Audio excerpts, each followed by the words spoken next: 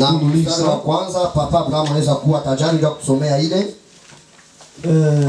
Josué 24, nous lisons de 1 à 2 et puis nous sautons. Vous lisez 5 à 7, nous sautons encore. Et nous lisons encore de 9 à 16. Voilà. Josué 24. Josué 24. Nous allons lire la parole de Dieu. À partir de la parole de Dieu. Josué assembla toutes les tribus d'Israël à Sichem. Et il convoqua les anciens d'Israël, ses chefs, ses juges et ses officiers. Et ils se présentèrent devant Dieu. Josué dit à tout le peuple: ainsi parle l'Éternel, le Dieu d'Israël. Vos pères, Térak, père d'Abraham et père de Nacor, habitant anciennement de l'autre côté du fleuve, et ils servaient d'autres dieux. Je pris votre père Abraham de l'autre côté du fleuve, et je lui fis parcourir tout le pays de Canaan. Je multipliai sa postérité, et je lui donnai Isaac. 5, nous lisons. J'envoyai Moïse et Aaron, et je frappai l'Égypte par les prodiges que j'opérais au milieu d'elle. Puis je vous en fis sortir. Je fis sortir vos pères de l'Égypte, et vous arrivâtes à la mer. Les Égyptiens poursuivirent vos pères jusqu'à la mer Rouge, avec des chars et des cavaliers. Vos pères crièrent à l'Éternel, et l'Éternel mit des ténèbres entre vous et les Égyptiens. Il ramena sur eux la mer, et elle les couvrit. Vos yeux ont vu ce que j'ai fait aux Égyptiens, et vous restâtes longtemps dans le désert. Je vous conduis dans le pays des Amoréens, qui habitent de l'autre côté du Jourdain, et ils combattirent contre vous. Je les vire entre vos mains, je les livrai entre vos mains. Vous prîtes possession de leur pays, et je les détruisis devant vous. Balak, fils de Sippor, roi de Moab, se leva et combattit Israël. Il fit appeler Balaam, fils de Béor, pour qu'il vous maudisse. Mais je ne voulus point écouter Balaam. Il vous bénit, et je vous délivrai de la main de Balak. Nous continuons à partir de 9 à 16. 9 à 16. Permettez que je mette les lunettes. Ça commence à jouer sur mes yeux.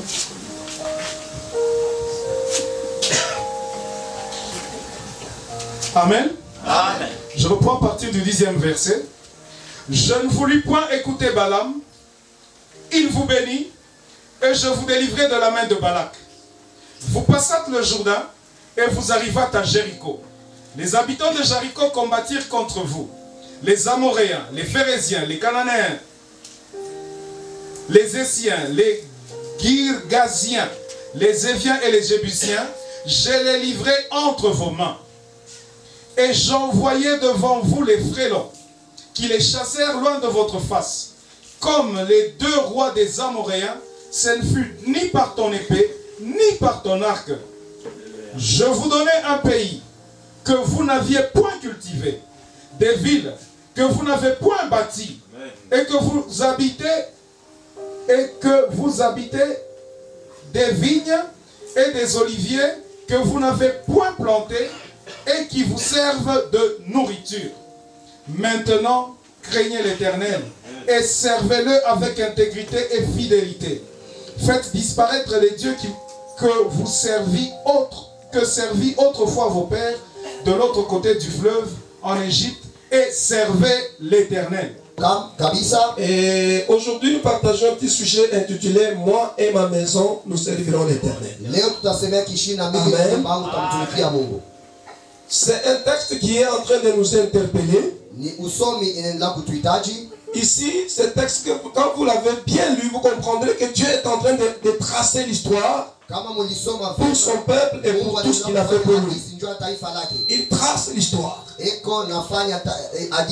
On relate aujourd'hui que chaque peuple a son histoire. Amen. Amen. Amen. Et souvent, celui qui est le grand ou le patriarche, c'est celui qui retrace l'histoire. Un peuple qui oublie son histoire, il peut même oublier son identité. Amen. Même là où vous êtes, si vous oubliez d'où vous venez, vous allez oublier votre identité. Dieu a pris les devants pour tracer l'histoire d'où vient ce peuple et ce qu'il est. Alléluia. Si tu ne sais pas où tu viens, essayer de trouver quelqu'un que tu connais, qui est un peu âgé, donne-lui l'occasion de t'expliquer d'où tu viens. Alléluia. Ça va t'aider à affermir ton identité. Et si tu connais ton identité, d'où tu viens, tu régneras, tu seras fort dans l'avenir. Amen. La stratégie du monde des ténèbres, comme d'habitude, était de faire oublier le peuple, leur histoire et d'où ils venaient. Même quand les rois de Babylone venaient pour détruire Jérusalem, ils tuaient les grandes personnes, il laisse que des petits, et il les prend, il les amène en esclavagisme, et il prend ces peuples à lui, il les renvoie dans le pays où vous venez. Plus tard, il vous retourne, vous êtes automatiquement géré par les gens que vous croyez qui sont dans notre pays, mais ils ne le sont pas. Alléluia. Et c'est comme ça, quand il les amenait, il changeait directement même les noms des gens. Quand vous entendez l'histoire de Daniel, où vous avez les noms de Shadrach, de Meshach, d'Abednego. En fait, ce ne sont pas les noms hébreux. C'est vraiment honteux que vous puissiez prendre les noms, vous donner aux enfants les noms Shadrach. Vous ne connaissez pas l'histoire. Ce sont des noms qu'on donne aux gens pour faire oublier, disparaître les noms. Chaque nom montre l'origine et l'identité. Amen. C'est une parenthèse que j'ouvre pour vous dire que Dieu a pris les devants pour retracer l'histoire. Je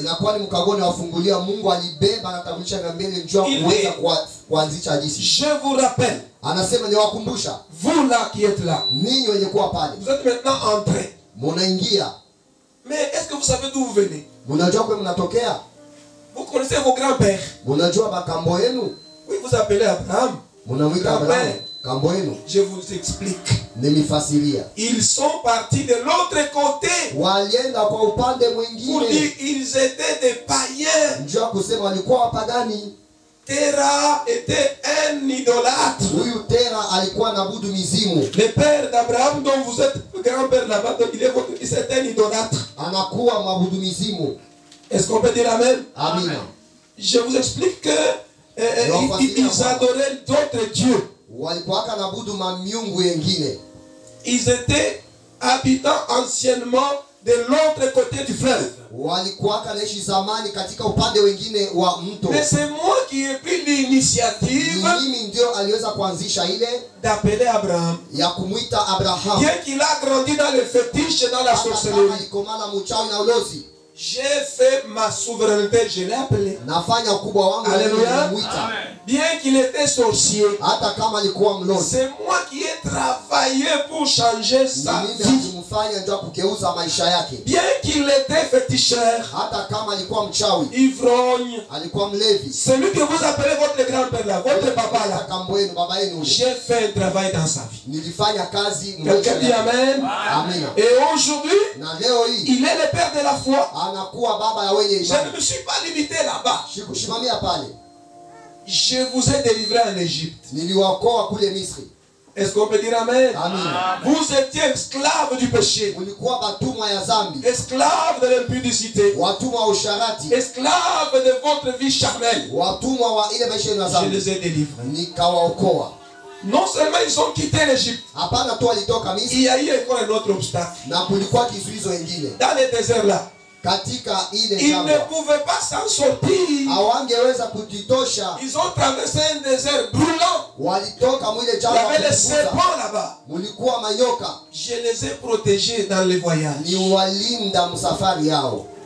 Qui dit amen? Amen. Et quand les serpents les mordaient, j'ai élevé un serpent de cuivre. Wakati nyoka alikuwa anawaumiza nikaleta ule nyoka wa shaba. Quand ils ont regardé à ces serpents-là, Na wakati alipotazama ule nyoka wa shaba. le poison ne les a pas tués. Na ile sumu. Je disais il n'y a pas longtemps ici que nous sommes des rescapés du monde. Alléluia. Sasa tuko wale baki ya Les ulimwengu. rescapés du sida. Baki ya Les ile rescapés ukimwi. des cirrhoses de foie. Walioponyeshewa na ile Nous magonjwa. sommes les rescapés Tunaendelea kukua de baki beaucoup de mots. ya vitu vingi. Quand vous lisez Esaïe 1:9, on dit, Kama unasoma Isaya 1:9 inasema si Dieu, kama Mungu kama Mungu n'avait pas pris l'initiative de conserver les restes, hakuweza Alléluia. ile baki. si il ne nous avait pas mis parmi les restes, Kama kutuweka kwa ile baki. nous serions comme Sodome et Gomorrhe. Tungekuwa kama vile Sodoma na Gomora. Si il nous avait pas pris, il nous met dans les restes. Kama hakutuweka mwile baki. Les sida allaient nous Na détruire. ile ukimwi ingetuua. Nous serons parmi les homosexuels. Tungekuwa katikati ya wale wanaume na Nous serons wanawake. parmi les lesbiennes. Tungekuwa katikati ya wale wanawake na wanawake wanaoana. Mais il nous a eu Lakini à nous conserver. alituchunga vema. Qui dit amen dans l'église? Amina. Est-ce que je parle aux gens qui savent qu'ils sont rescapés? Est-ce qu'on peut acclamer le Seigneur qui nous a sauvés? Nous sommes les rescapés du Seigneur. C'est la grâce de Dieu, nous sommes là. Et Dieu a retracé l'histoire. Et puis en voulant entrer dans votre héritage, vous avez trouvé encore un autre obstacle. Le Jourdain. Il n'y avait pas qu'une fois que j'ai intervenu. Plusieurs fois j'ai intervenu. Plusieurs fois vous êtes tombé malade. Vous alliez mourir. Je vous ai gardé. Plusieurs fois vous étiez menacés de divorce dans le mariage. Mais j'ai préservé votre mariage. Quelqu'un dit amen. Amen. La bonté de Dieu. Les dieux qui tracent l'histoire. Les dieux responsables. Alors pour arriver maintenant au point de 24:15, 14:15, c'est la conclusion de ce texte-là. Maintenant, la bien-aimée, première chose, craignez l'Éternel. Est-ce qu'on peut dire amen? Amina. Servez-le avec intégrité et fidélité. Faites disparaître les dieux qu'ont servi vos pères de l'autre côté. C'est la première interpellation. Tu ne peux pas être sauvé pour garder les mêmes choses, les mêmes attitudes, les mêmes caractéristiques que quand tu étais de l'autre côté. C'est pas possible. On est sauvé de quelque chose. On est sauvé de quelque chose. Il faut que cette chose ne soit plus encore reconnue aujourd'hui. Est-ce qu'on peut dire amen? Nous sommes sauvés du diable. Bien sûr du monde. Du péché. De la mort. De la loi. Est-ce qu'on peut dire amen? Amina. Mais maintenant, faites disparaître ces éléments-là. De ton père, de ta mère, qui est féticheur, qui est grand chef. Faites disparaître les signes que quand on vous regarde, qu'on ne reconnaisse pas ton père païen en toi. Faites disparaître les éléments pour que quand on t'entend parler, là, on ne reconnaisse plus les identités du monde dans ta bouche. Faites disparaître les phrases, les éléments que quand on vous entend, que les gens n'aient pas la confusion si tu es converti ou pas. Parce que moi, Dieu, j'ai investi dans votre vie actuelle. J'ai travaillé pour que tu sois là où tu es. Par signe de reconnaissance, premièrement, servez Dieu avec tremblement. Sois fidèle, sois intègre. Fais disparaître les signes de Dieu de ce côté-là. Vous savez, maintenant que vous êtes appelé à être du côté de Dieu, habituez-vous maintenant aux phrases, au langage, au ton, aux gestes des chrétiens. Qui dit Amen? Vous ne pouvez pas maintenant chanter, prêcher, interpréter, présider. Quand tu commences à parler, on entend encore le langage des vagabonds. Donc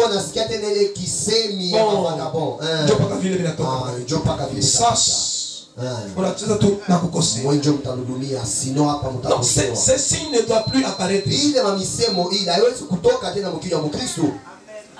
Non, frère, attention avec moi lentement, parce que si tu dépasses les limites, vous allez me voir quelle voie j'ai les choses. Même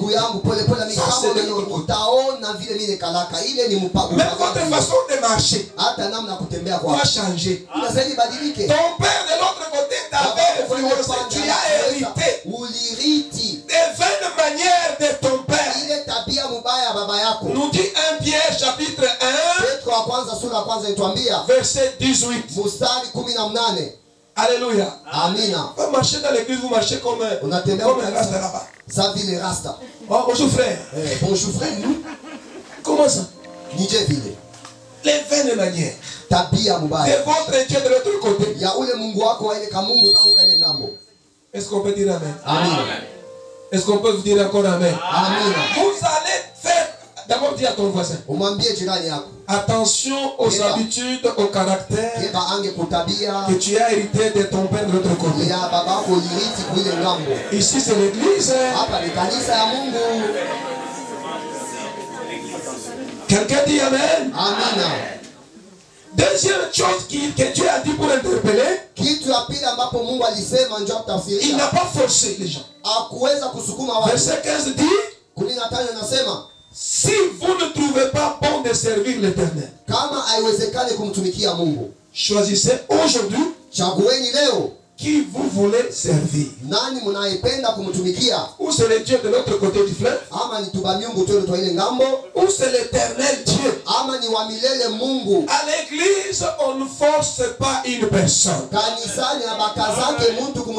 C'est le Saint-Esprit qui peut vous amener à faire le travail de Dieu. On ne peut pas faire un verset, on le fabrique pour forcer. Non, ça ce n'est pas l'église. C'est le Saint-Esprit qui nous change et qui nous pousse à servir le Seigneur. Quelqu'un dit amen. Dans la liberté, choisissez. Ne restez pas au milieu. Faites un choix unique. Soit vous servez Dieu, soit vous servez les autres dieux. Et dire que je suis au milieu, non. Dans le Seigneur, il n'y a pas d'abstention comme dans l'assemblée. L'assemblée provinciale, l'assemblée nationale. Qui ont dit oui, qui ont dit non. Abstention. Ou c'est oui, ou c'est non. Le milieu, Dieu te vomit. Quand on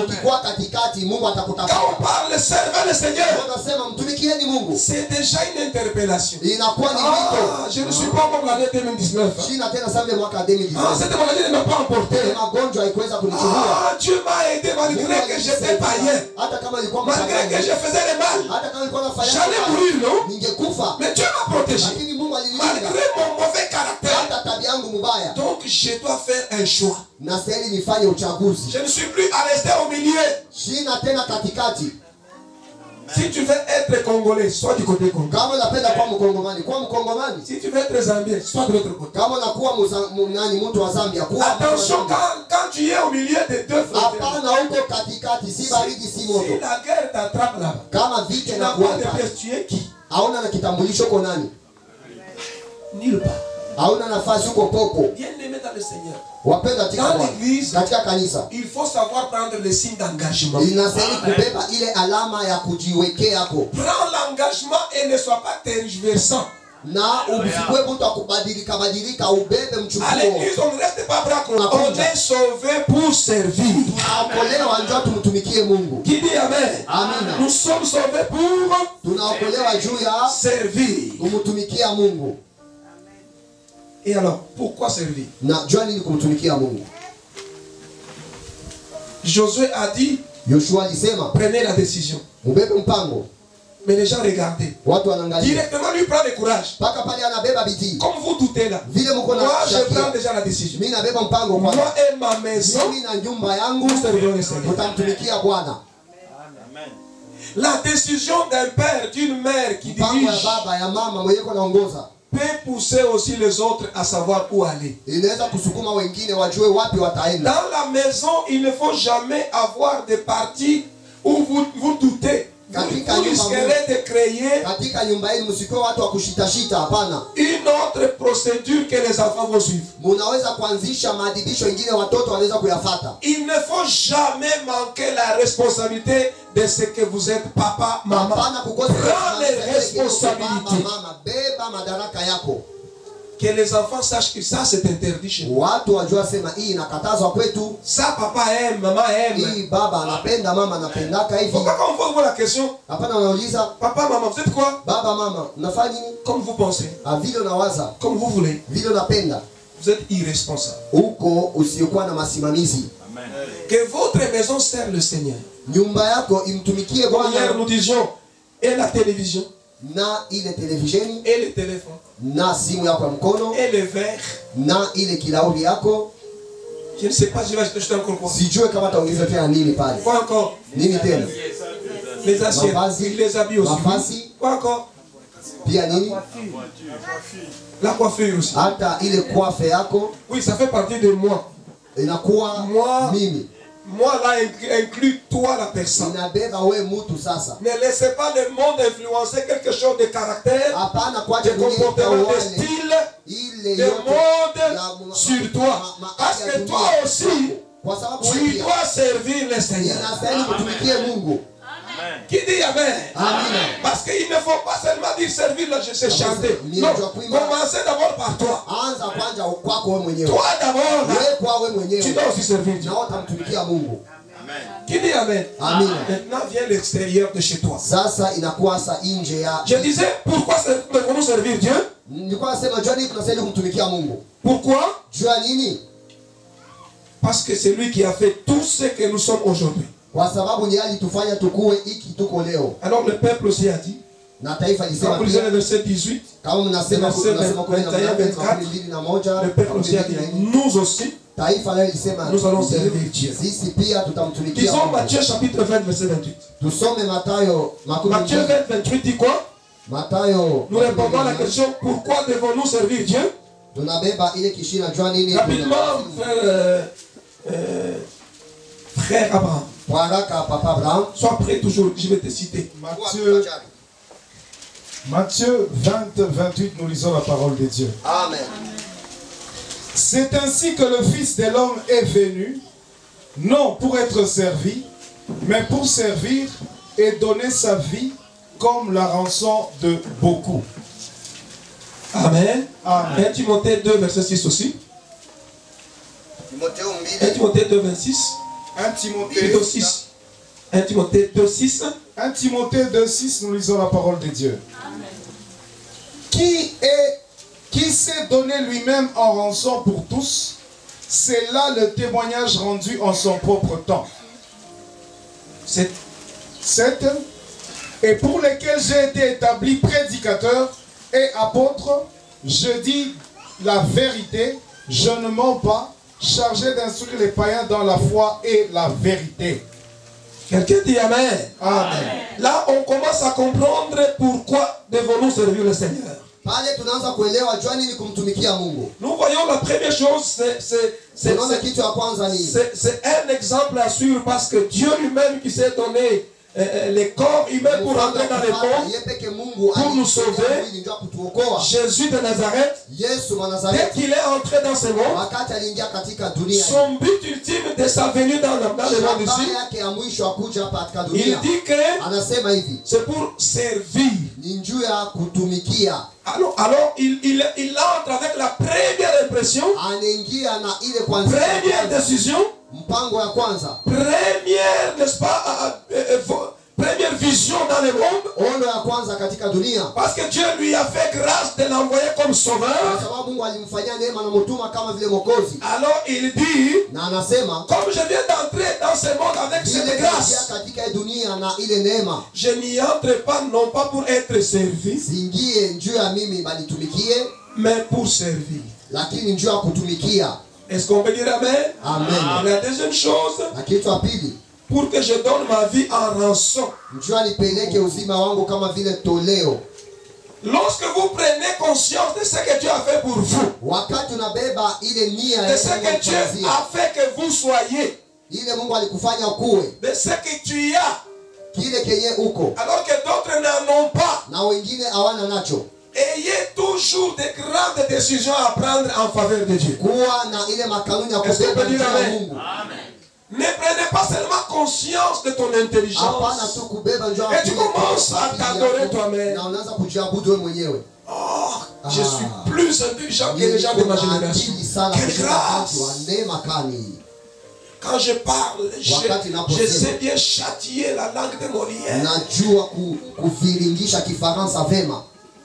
Et tu commences à te comparer aux autres. Je ne suis pas comme les autres là quand ils parlent, ils font trop de fautes.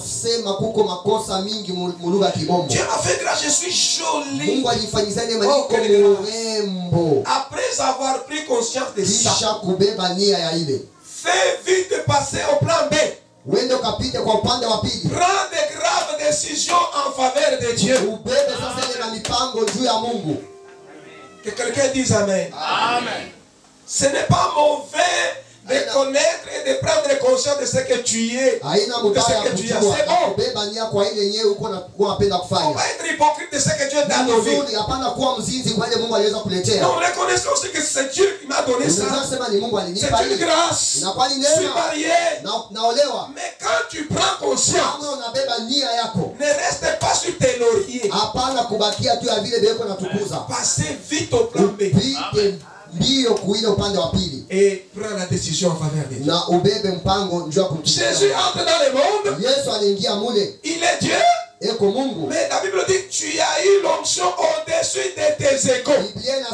Alléluia. Dieu l'appelle. Il n'y a personne dans le monde là que j'ai appelé fils. Et il n'y a personne à qui j'ai dit tu es Dieu. Tu es Dieu. Oh Dieu. Les anges t'adorent. Il n'y a personne. Quand Jésus prend conscience de ça, dès qu'il entre, il dit non, je ne suis pas venu sur pour qu'on me serve. Je suis venu pour que je serve le Seigneur. Et je suis venu pour donner ma vie en rançon. Pour plusieurs. Il a compris pourquoi il est là. Est-ce que tu comprends pourquoi tu es là vivant ce matin? Est-ce que tu comprends pourquoi tu es marié? Est-ce que tu comprends pourquoi tu es chrétien?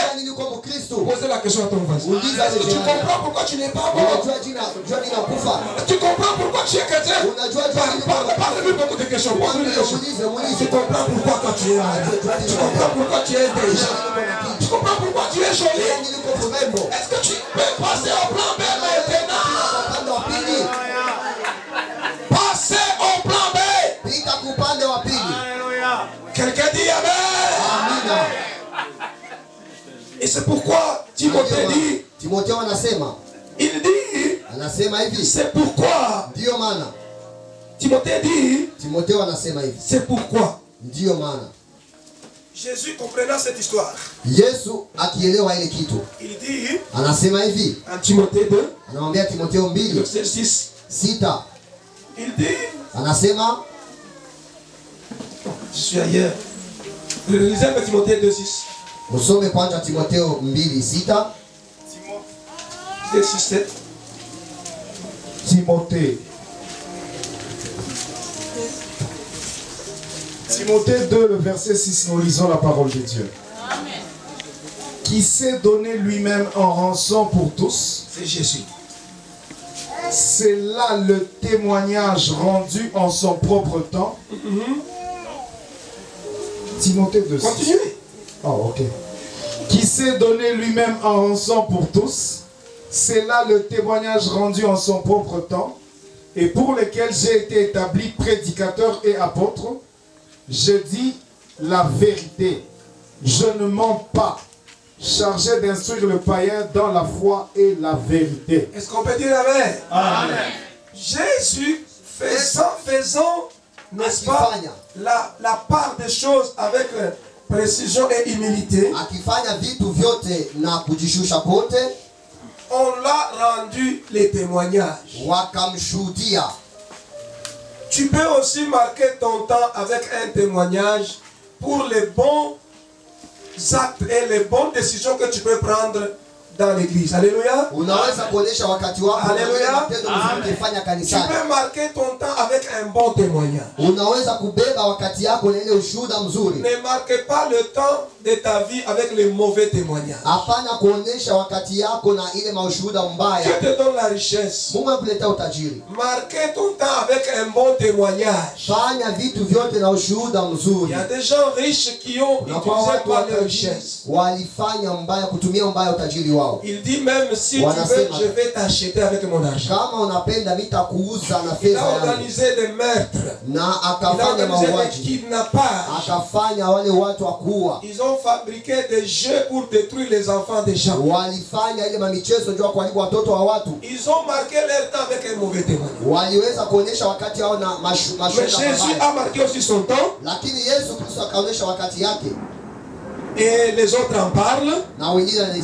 Et Paul dit ceci.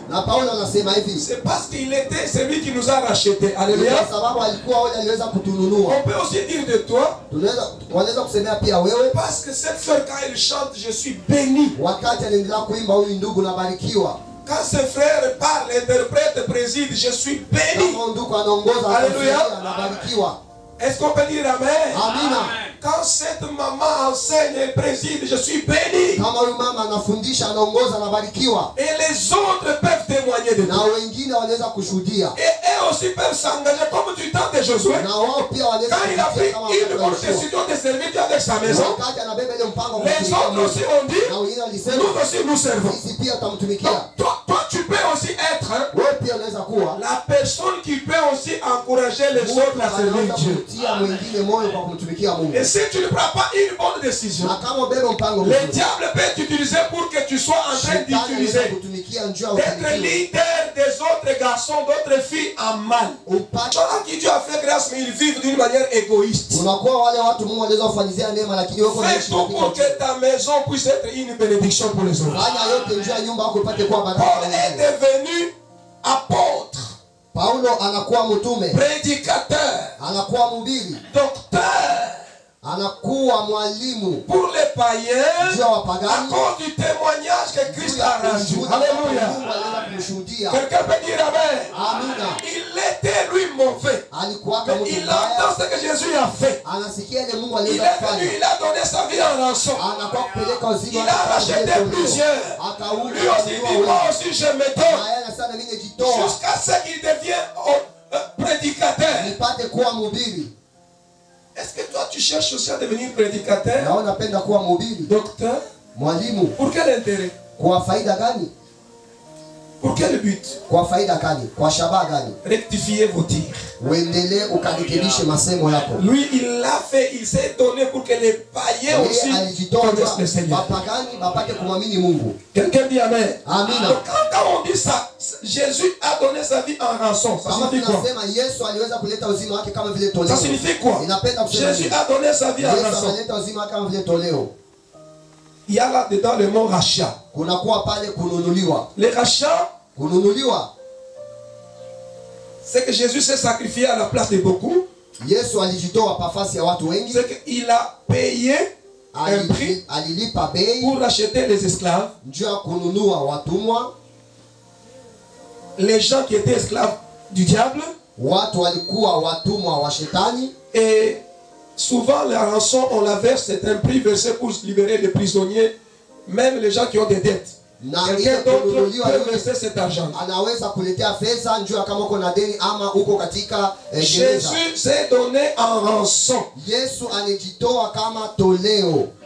Est-ce qu'on peut dire amen? Amen. Ça veut dire il a été pour nous une rédemption. C'est un prix qu'il a payé par son sang. Pour nous libérer du péché, de la mort, de la loi. Alléluia. Et même de Satan. Est-ce qu'on peut dire amen? Amen. Alors la rédemption, je vais éclaircir là-bas. Ce n'est pas un prix à payer au Satan. Non, non.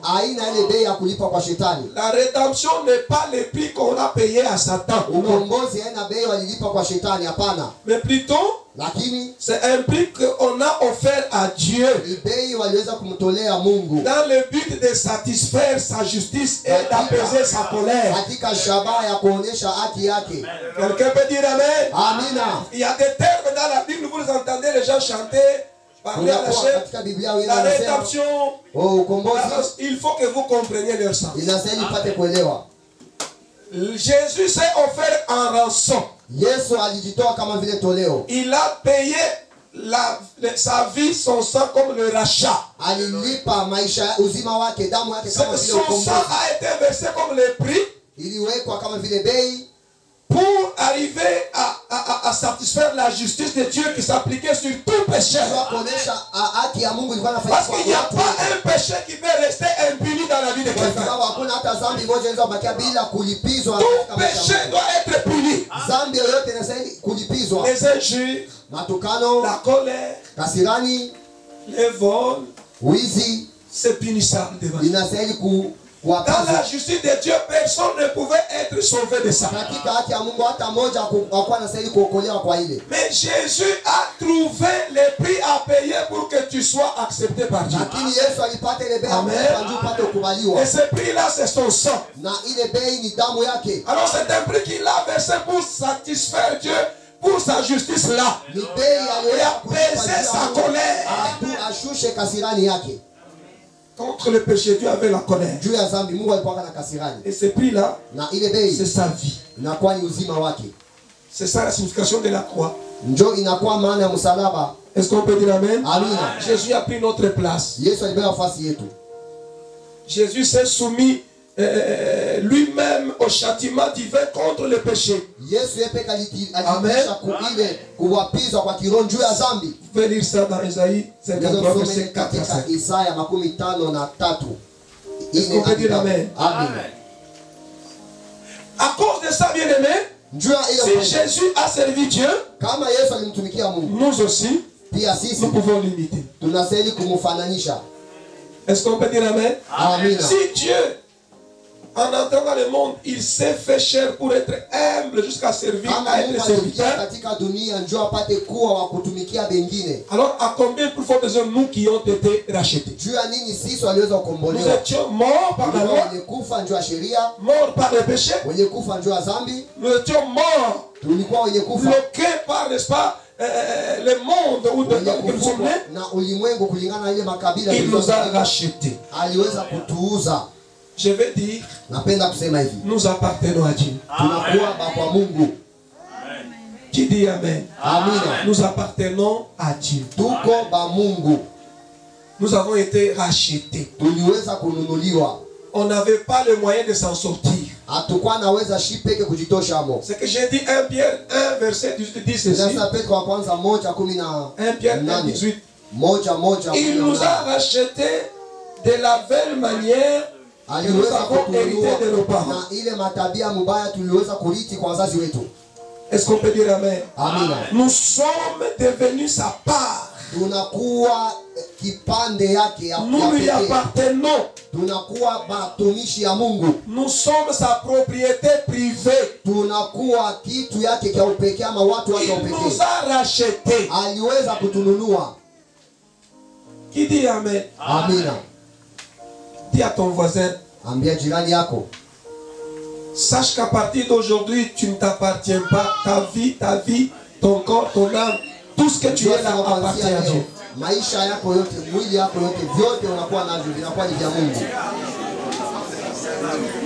Amen. Quelqu'un dit Amen. Amen. La Bible nous dit dans 1 Corinthiens 6, 19. 1 Corinthiens 6, 19. Jusqu'à 20. La Bible dit. Vous ne vous appartenez plus à vous-même. Vous ne vous appartenez pas. Vous appartenez à Christ. Vous êtes rachetés par Christ. Par conséquent, glorifiez Dieu dans votre corps et dans votre esprit. Parce que tu ne t'appartiens plus. Qui dit Amen? Tu ne t'appartiens plus. Tu appartiens à quelqu'un d'autre qui est mort à ta place. Il t'a racheté. Ta vie, tu la dois à Christ. Même aussi tout ce que tu as. Quelqu'un dit Amen. Amen. Dis à quelqu'un, ne dis pas des choses comme si ta vie t'appartient. Ne fais pas des choses comme si tu étais maître de toi-même. Vous m'avez tellement fait souffrir, je vais me pendre. Je vais me pendre. Mon frère, ne fais pas ça. Laisse-moi faire. C'est ma vie, non? C'est ma vie. Change à partir d'aujourd'hui. Tu ne t'appartiens plus. Tu appartiens à Jésus. Même quand tu as soif de quoi que ce soit, contrôle-toi. Ne bois pas ce que celui qui est responsable ne te dit pas de boire. Moi et ma maison, nous servirons le Seigneur. C'est lui qui t'a racheté, maintenant il vit en toi. Tu ne peux plus pécher. Tu ne peux plus boire. Faire l'impudicité. Fumer. Si le gouverneur est dans ta maison, tu vas mettre l'incertitude pendant qu'il est assis là-bas. Tu ignores son titre et sa personne, tu mets. Je ne pense pas. Et si tu es ignorant, quelqu'un va te dire attention. Et aujourd'hui, la parole de Dieu te dit attention. Qui dit Amen? Non, je vais faire ce que je veux. Je suis encore jeune. On a toujours dit, si tu es encore jeune, brise les os avec les dents. Essaye les dents en brisant. Vous avez entendu, j'ai dit ça. C'est la jeunesse. Je ne peux pas aller manger ça, je ne peux pas aller faire ça. C'est maintenant. Avant que je m'engage, je dois d'abord essayer. Tu vas essayer, tu es atteint de sida. Qui dit Amen? Je vais aller d'abord en sorcellerie pour la tête. Comme il prêche là. J'ai rendez-vous demain déjà avec ma copine. Non, Seigneur, pardonne-moi. Pardonne-moi aujourd'hui et demain. Je vais d'abord aller voir ma copine là pour la dernière fois. C'est comme ça que d'autres gens se répandent. Une repentance anticipée. Ça n'existe pas dans la Bible. On vous a mal enseigné. Dieu veut qu'aujourd'hui tu t'engages. Tu ne t'appartiens plus.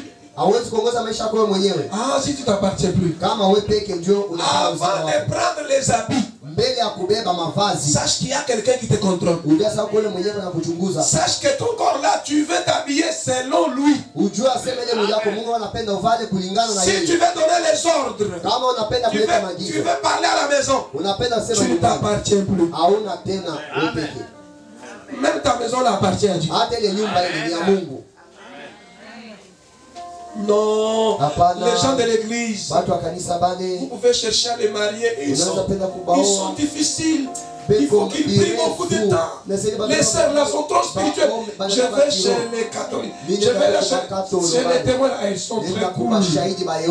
Tu ne t'appartiens pas pour faire les choix de ce que tu veux être. Donc tu es cadré. Même tes sentiments ne t'appartiennent pas. Qui dit Amen? Amen. Nous sommes rachetés. Alors dans le Nouveau Testament, Jésus est un rédempteur. Alors le christianisme reste la seule religion, la seule doctrine de la rédemption. Amen. Le christianisme reste la seule religion de la rédemption.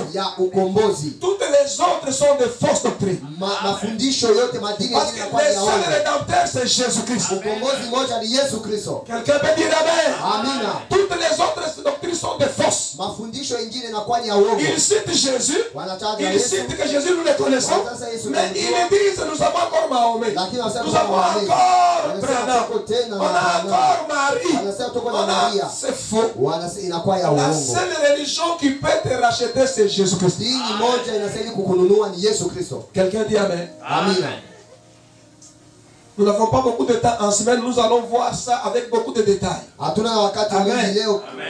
Mardi, mercredi, vendredi, venez aux enseignants. Je disais, nous sommes rachetés d'une manière complète. Parce que nous étions esclaves du péché. Alors la Bible dit, Romains 3, 24, nous sommes rachetés du péché. Nous étions rachetés de la mort. Galates 3, 13 donne la solution. Nous avons été rachetés de la malédiction de la croix. Nous étions encore rachetés de quoi? De la loi. Galates 4, 5. Galates 4, 5. Nous dit comment on a été racheté de la loi. Nous avons été rachetés de la mort et de Satan, de sa puissance.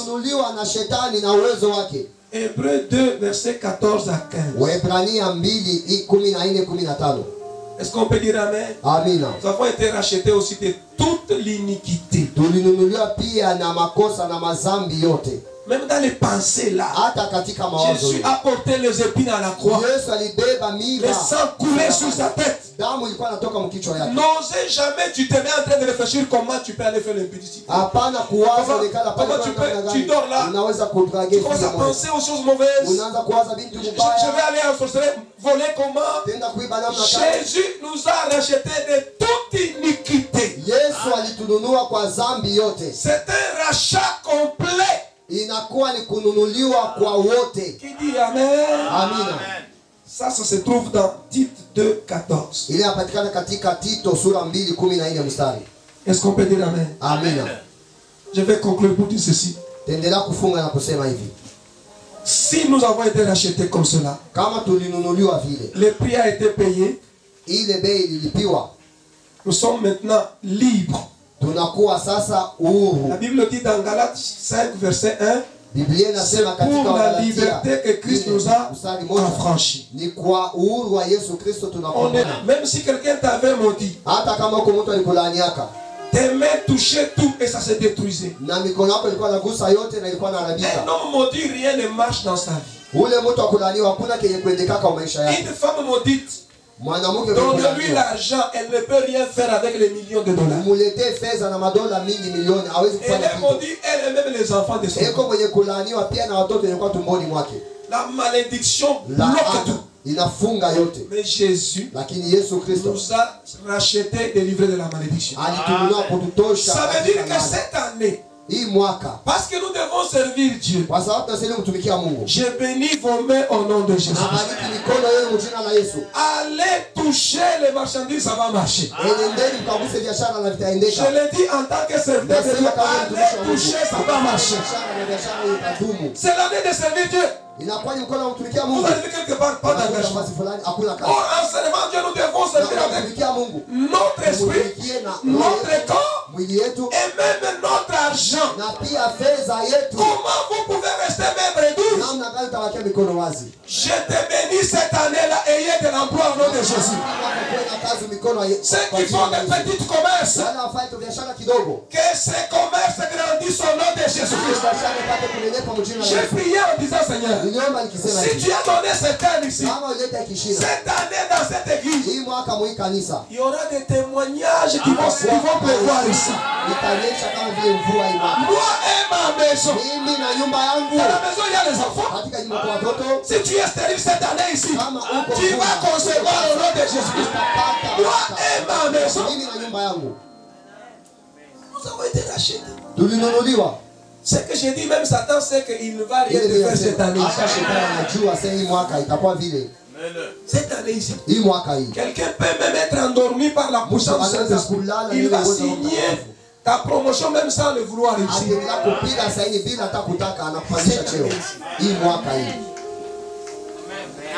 Racheté de la mort. Amen. Tu ne mourras pas au nom de Jésus. Même si tu as rêvé que tu es mort, tu ne mourras pas. Nous ne sommes pas rachetés pour mourir vite vite. On va mourir vite pour aller où? Au ciel, nous irons un jour. Que Dieu te donne la longueur de la vie.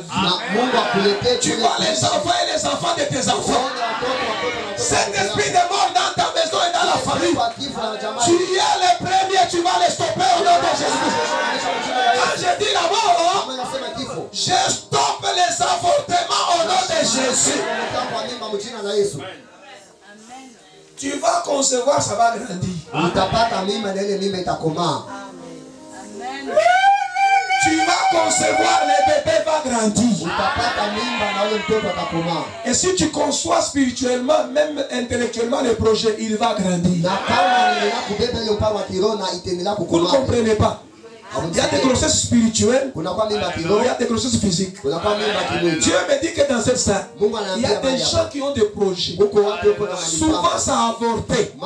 Cette fois-ci, ça va marcher au nom de Jésus. Il n'y aura pas de stérile dans la maison de Dieu. C'est l'année de servir Dieu. Qui dit Amen? Amen. Je vais servir le Seigneur. Le problème, c'est que tu prends d'abord vite la solution. Prends la décision. Dieu va te protéger. Tu vas protéger même tes poules. Quand tu les élevais, tu mangeais seul. Non, non. Tu as mal conçu. Ne mange plus seul les poules. Tu en as les poules 10, prenez une poule. Donnez la dîme. Donnez la dîme de tout à l'église. Oh, je vais être moi fermier. Les chèvres meurent. Et tu ne comprends pas. Donnez la dîme de tout. C'est ce que la Bible dit. Je n'invente pas. Dis à quelqu'un, il n'invente pas cet écrit. Oh non, je suis nu, je suis pas habillé. La pauvreté. Apprenez à briser la pauvreté en donnant à quelqu'un quelque chose. Appelez quelqu'un chez toi, vous mangez. Vous avez 10 pagnes. Sortez un panier. C'est la dîme de tout. Vous me regardez comment c'est là où les Romains s'empoignaient. C'est là où les Romains se tuent. À Bukavu et ailleurs, là quand on donne les 10 000, il y en a qui donnent les vaches seulement. Je vais vous dire tout simplement que faites maintenant une association avec Dieu cette année. Sois des associés. Je vais servir Dieu. Est-ce qu'on peut dire Amen? Amen. Parce que Jésus a servi Dieu. Et moi aussi je veux servir Dieu. Qui dit Amen? Amen. Il y a des maladies qui vont s'arrêter que quand tu commences à servir Dieu. Non, les dos. Non, les ventres. Commence à servir Dieu. Que Dieu trouve de l'intérêt dans ta santé. Si vous croyez en cela, est-ce qu'on peut acclamer le Seigneur? Les premières offrandes. Ici, il y a la construction de l'église. Dans peu de temps, ici, il y aura un grand temple qui va se lever ici. Soyez partenaires avec Dieu. Qui dit Amen? Amen. J'ai pris la décision de partager avec Dieu. Faites-le même pour vos enfants. Qui dit Amen? Amen. Les premières offrandes, c'est d'abord toi-même. Mets ta vie comme une offrande. Ne donne pas, mais toi-même tu ne te donnes pas. Donne-toi d'abord toi-même. Comme ça, quand tu te donnes toi-même, même les poches vont te suivre sur l'autel. Même les poches. Toi, tu vas seulement sur l'autel de Dieu. Les poches aussi vont suivre. Mais si toi tu refuses de te donner, les poches vont rester pour les diables. Qui dit Amen? Amen. Faites Amen. Commence à dire à Dieu. Seigneur, cette année, c'est l'année de te servir. Je ne vais pas rester en arrière. Tu as retracé mon histoire, Seigneur. Si je vois d'où je suis né, si je vois les dangers que j'ai évités toute ma vie, comme tu as retracé l'histoire des enfants d'Israël, j'ai aussi une histoire qui me fait pleurer, Seigneur. Commence d'abord à retracer ton histoire dans la prière d'abord. Sois reconnaissant dans la prière, commence la prière. Là où tu es, tu ne pouvais pas y être. Combien de gens cherchent les mariages? Combien ils n'ont pas de mariage, les maris, la femme? Combien n'ont pas des enfants? Combien n'ont même pas une maison? Commence à prier, commence à prier. Combien sont morts à la maternité, toi tu as grandi? Commence à dire à Dieu, je suis là pour te servir. Je suis là pour te servir. Jésus est entré dans le monde. Il a choisi le ministère de servir. Il a donné sa vie en rançon à la croix. Jésus s'est donné lui-même pour servir Dieu. Seigneur, soutiens-moi. Soutiens-moi, Seigneur. Moi et ma maison. Moi et ma maison. Mes enfants. Ma parcelle. Mon intelligence. Je vais te servir. Je vais te servir. Je vais te servir.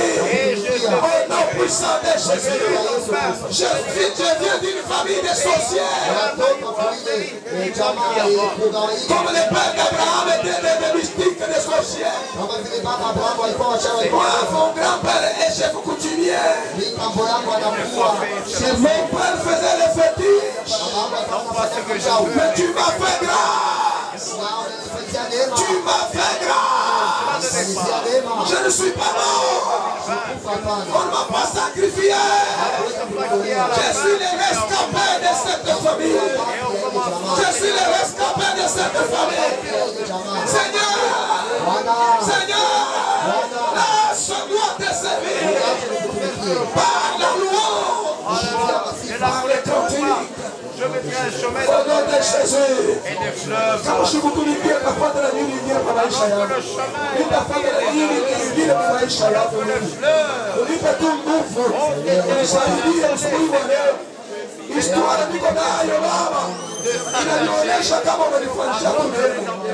Ninasema na mimi kutumikia hii mwaka. Unipe nguvu. Unipe maisha. Unibariki. Par le processus de la rédemption. Nous allons... Je veux te servir. Je veux la rancune, non.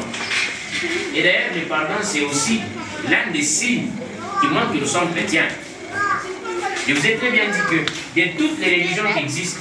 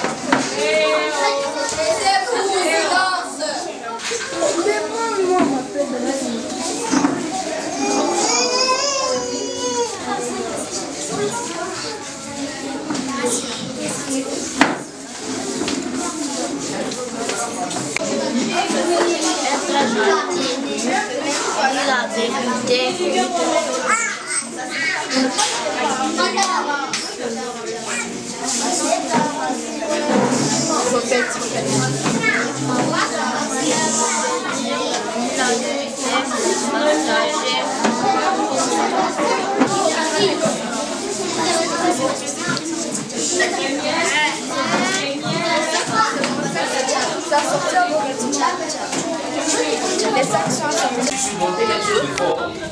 Imagine-toi, je suis là, j'ai des tables, des chiffres, des terminés. Je vois les tout le monde. Moi, je descends, je vais voir mon et tout. Mais, malgré tout ce que tu as fait là, moi je te pardonne. Vous savez comment est-ce que le monde sera bouleversé? Mes amis, vous savez comment est-ce que vous allez bouleverser les gens? Je vous ai dit les choses de tout le monde, et après c'est vous qui me dites, je te pardonne. Le Christ lui-même, à la croix là-bas, le Christ à la croix, il a dit quoi?